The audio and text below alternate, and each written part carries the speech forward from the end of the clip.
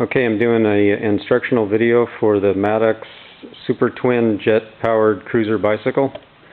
We're going to do a walk around here. We're going to see the bicycle, and explain how the different components work, how to start it, how to troubleshoot it, things like that. A couple points of interest in the shop. We have the biggest pulse jet ever made, standing right there. We have another Super Twin over here. It's a little bit different style, and it's not completely done. It's got a few more things to do on it, but you can see the little difference in it. It's got a different frame on it, a little longer, a little lower. And over here we have a V1 size engine. Actually, it's about 15 or 20% bigger than a V1. V1's 21.5 inches in the front end tube, and this one's 23 and 17 inches in the tail. It should be a 1,000-pound static thrust engine. We're building that for jet dragsters. And another Super Twin engine sitting down here that I'll be using for demonstration. So let's get to the bike and see how this thing works. First of all, it's a cruiser bicycle. It's just a bicycle. It doesn't have any special tires, brakes, anything like that, anything high speed. It's kind of beside the point for this. The point is it's a work of art, basically. It's a bicycle with a jet engine on it. People ask, how come you don't put high-speed tires and high-speed brakes and all that kind of stuff? You know, you can do that. You can build one to go really fast on and stuff, but this is more a little work of art. So to start with, let's see how the bike works. This is your gas tank. Has a 2-gallon gas tank in it. Has a vent right here. Allows air to go into the tank when it's being sucked out the bottom. You have your cap right here. Underneath the tank you have your outlets that come out of the tank to go into your fuel pumps right here, your high pressure fuel pumps. Inside that little block right there is a screen.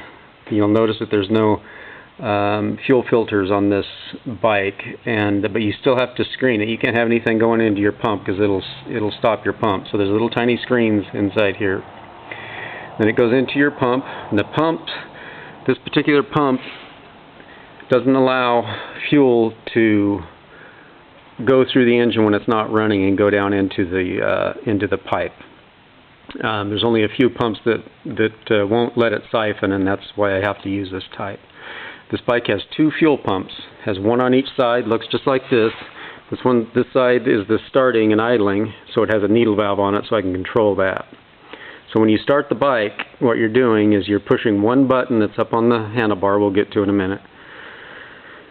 You push one button, it starts this fuel pump, pushes fuel through this block. The other fuel pump's on the other side, and it also goes into the same block. So you start one fuel pump, it pushes fuel through the block down into the engine and starts the engine.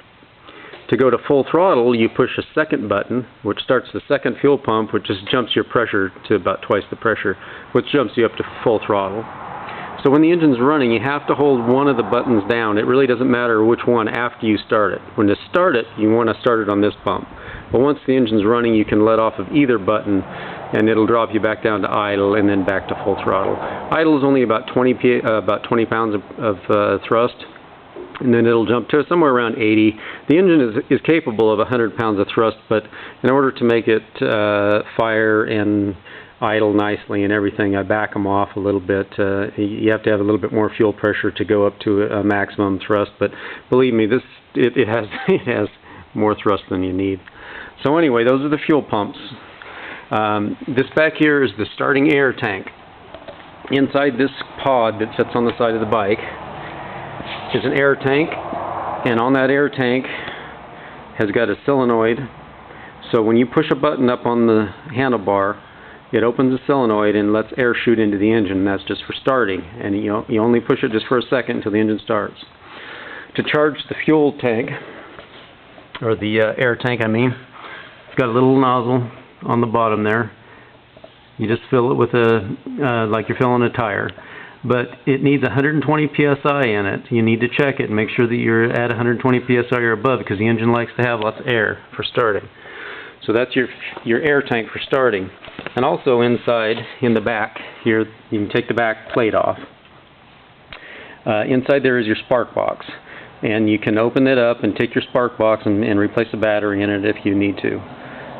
So your spark box is in there, and also your electric solenoid you can get to in there. So what happens is when you push the button, the electric solenoid opens up and lets the air flow from the tank to the engine. It flows from the tank to the engine up the frame, centered a line, a little stainless line right here, runs underneath, runs up into the front, and into the side of the engine right here. This is the air line going right through here. This is the fuel line coming down. It goes into the same block, but they're separate. This air line goes into here, and then it goes from here, it splits and goes into the engine. Now I'll show you on this other engine over here. This other engine here is the same engine. This is your head. It's the front of the head. This is the rear of the head. That goes onto your pipe right here. The air. This is the air line. This is essentially the same thing. It doesn't look exactly the same, but it's essentially the same thing.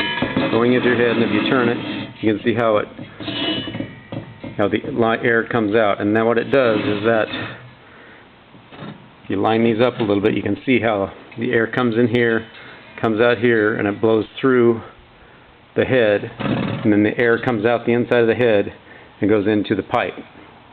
So what you're doing is when you push the button to start the air blows through here into the engine, and then you have fuel nozzles that are inside the engine. There's a fuel nozzle. It mounts inside the engine like this. There's two of them in the Super Twin, and when you hit the air and the gas, the air blows through here, the fuel sprays from the side, the fuel sprays out, mixes with the air, goes down the pipe about 12 inches, it gets to the spark plug, and then the explosion goes off and it starts the engine. Now there's a really important thing to understand about a pulse jet engine.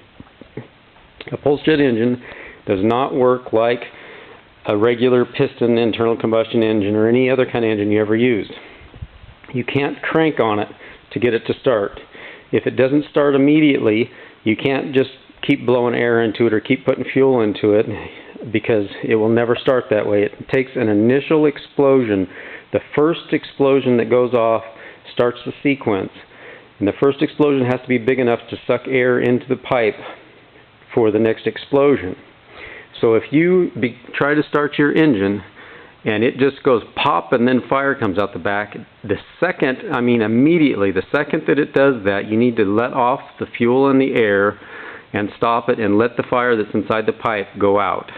The fire inside the pipe has to completely go out before you start the sequence again. Otherwise, when you shoot the fuel and air into a pipe that's already got fire in it, it won't explode and go off. It will just catch on fire and blow fire out the pipe.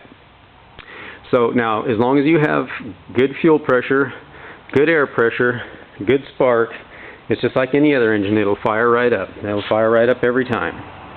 But if something's off, if you don't have enough air in your fuel tank or in your air tank, or your pressure's off a little bit, or you accidentally push both of your fuel pumps at the same time and accidentally put too much fuel into it for starting, or something like that, then it'll go pop, and then fire will just come out the back, and immediately let off of your fuel and air. Let the fire go completely out. Now, it's also best if you have a leaf blower or a secondary air source that you can blow into the head, and that'll help put out the fire inside the engine, because it'll burn for a little bit, and it's not good to have fire inside the engine because it can warp the valves. So it's always good to have a leaf blower or something around in case you do have that problem. But as long as you have good air pressure, good fuel pressure, and start everything in the right sequence, that fires right up. Okay, let's talk about the firing sequence. To fire the engine, you make sure you have all of your fuel and air and everything the way it's supposed to be. Get on the bike. Right here to your right, you have two buttons. One of the buttons, that one right there, is the spark. When you push it, it creates a spark inside the engine, and it's only for starting. You don't have to have it after that. And the second one up on top, when you push it, that's your air, and it opens the solenoid and blows air into the engine. Now, to start the engine, you'll push on both of them at the same time. Just put your thumb over both buttons, push them both at the same time, and it'll start the spark in the air inside the engine. At the same time that you do this, you push both these, and then just like one beat later, just a half of a second later, you push this button that's underneath here. That's the first fuel pump. So you push both the buttons on the right hand side, and then you push this one, and that'll shoot the gas inside the engine, and it'll start up. Now, it'll start up. Now, make sure you're either rolling, somebody's holding the bike, or your front tire's up against something, because the bike's going to jump when it fires up. So what I usually do is I get the bike rolling, so I'm coasting, and then I start the engine up. So you push both the buttons on the right hand side, push this one, and that fires the engine. Now you have to hold that down. You can't let it off even for a microsecond, because the engine will stop. So push that down, boom, the engine starts. Now you're at idle, and you'll start accelerating, not real fast. And then for full throttle, there's another trigger. It's right down just underneath that. You can reach them both really easily. You're pushing this one that is keeping the engine running. Then when you want to go to full throttle, you just pull that second trigger, and that starts the second fuel pump and jumps you to full throttle. And then you'll start accelerating harder, and this bike will go up to, depending on the rider's weight, I've had it to 73 miles an hour, which of course is really fast, and I wouldn't recommend anybody going fast on this. I wouldn't even recommend anybody riding it to begin with, of course, but you know, I have, and I've ridden it for a couple minutes at a time at 60 or 70 miles an hour, but you know, you have to make your own decisions about that, because it's like anything else. It's you know, it's dangerous. That's the fun of it. So you're holding this one down, you're idling, and then you pull this one and it takes you to full throttle. And then when you want to slow down, you can just let off the one, and the engine will keep running, and you can slow down, and then you can hit it again and accelerate more. But it has bicycle brakes on it now, remember, so you just want to pretty much go in a straight line. I mean, not that you can't turn or anything like that, but you know, for the best way to do it is just find a long straightaway and run it down that. When you want to slow down, I mean seriously slow down to come to a stop, you need to just turn the engine off, just let go of both buttons, and then the engine will instantly stop, and then you can slow down. And then what you can do is you can say you've gone down the road a mile or so, and you turn it off, and you coast down and turn around, which is giving the engine enough time for the fire inside to go out, and then just do the same sequence again. Push both of those, hit the one button on top, and it'll fire back up, and you can, you know, run back down to where you were going. This bike has a 2-gallon tank. It'll run about 2 minutes or 2.5 minutes, depending on how you're running it. If you're running it full throttle all the time, I ran it over 2 minutes at probably 3/4 or more of the time at full throttle. And believe me, it's you know, it's just a novelty bike. It's not something that you're going to go get groceries with or anything like that. It does eat a lot of fuel. And it's super loud. Now you got to remember, you can't just take this out down in your subdivision somewhere and ride it. This thing runs at 120 decibels or above. It has Mach 2 exhaust coming out of it, about 2,500 feet per second. It makes it extremely loud. It creates a large pressure wave. It will break your eardrums if you don't wear hearing protection. Take it from me, I put a hole in my eardrum one time, and I didn't even realize it until I jumped out of a plane at 12,000 feet, and the pressure pushed fluid into my ear, and I couldn't walk for about 6 hours afterwards. I had my head was spinning so much. So anyway, that's pretty much the rundown on how to start and run the engine. Now the bike has a 12-volt battery, which is sitting right there. It's a dry dry cell battery, goes into here. You just take the bolts off the top, it drops right in. It's real self-explanatory how the battery hooks up. It's got the terminals right here and the wires for it are sitting right there. The spark that comes out of the pod in the back, the spark wire comes up and goes into the engine right here, and your spark plug is right there. Now, if you ever have to troubleshoot the motor and you think you've got a spark problem, possibly. Now, when you push the button up here on the button, you push that, you can hear it inside there. So you pretty much know that you've got a good spark. But sometimes your spark plug will, could malfunction in some way, and you can hear a spark, but it's still not great. One thing you don't ever want to do is do not ever look down the tailpipe. Don't ever look down the tailpipe like that, or look up the tailpipe like this to see your spark. Because if you accidentally have fuel in there that from a previous run or anything, or is leaked in for any reason, and you pull that trigger, it will do what's called a detonation, and you will have about Mach 2, Mach 3 air will blast out and blow your face right off your head. So you don't ever want to do that. If you ever have to see the spark, see if it's working, either hold a mirror down the end of it, or preferably just take the head off. You just pull the head off of the engine, like we've got sitting over here. Just pull it right off. The spark plug sits just about 8 or 9 inches down inside. So you just take the head off, push the button, you can see the spark from there. That's the way to check your spark plug. You don't ever want to look down the tailpipe and hit the spark, because you can get a big explosion that way. Now, this is your valve head right here. This is, of course, the guts of the engine. This is what makes it work. It's a one-way reed valve. When the explosion goes off inside, it closes these valves off. Then all the gases rush out the tailpipe. It creates a suction, opens that valve up like that, and sucks air right through into the engine, mixes with the fuel.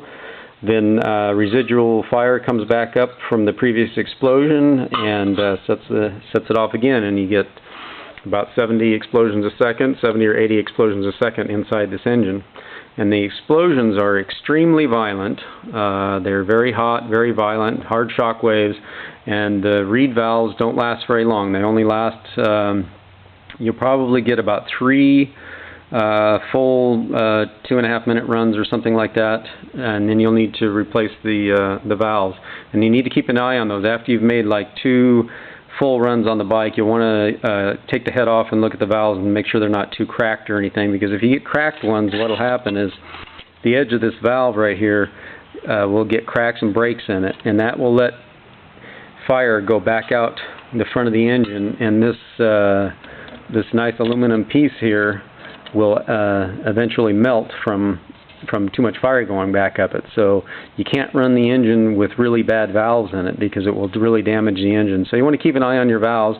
The valves are really, they're cheap. It literally takes 10 minutes to take them off and replace them.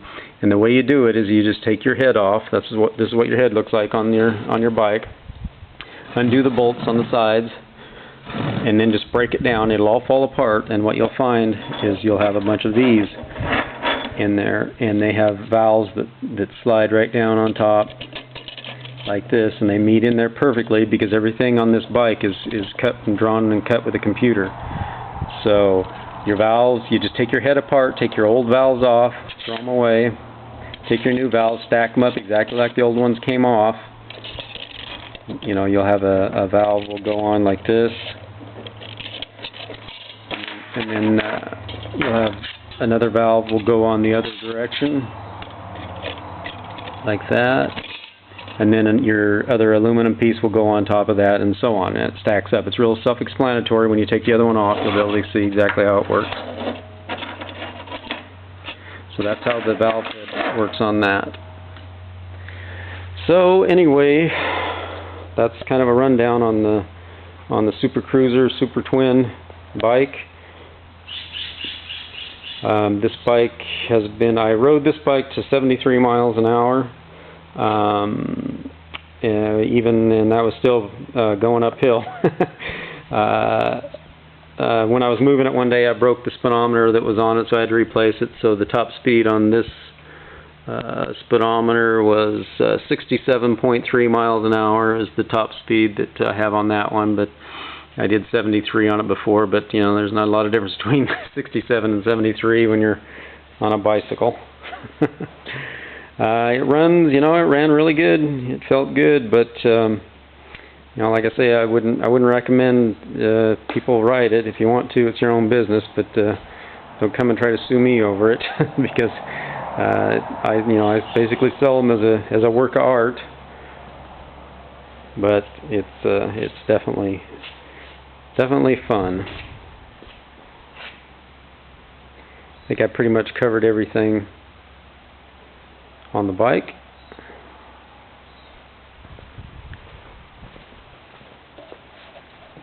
Happy riding.